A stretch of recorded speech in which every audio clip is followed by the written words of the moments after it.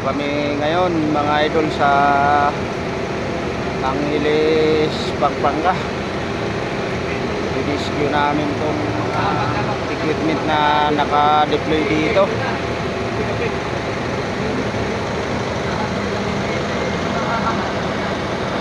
Ayun yung ibang equipment na dinalagyan ng crayon.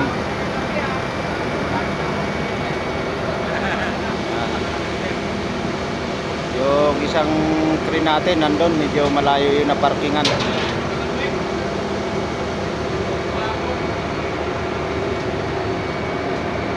Yun naman yung si Bay, nagpapalamig dito sa labas ng kanyang unit na boom truck.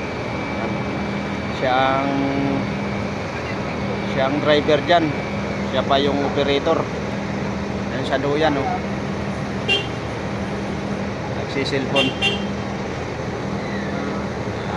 Magandang gabi. Maraming salamat mga ka-followers.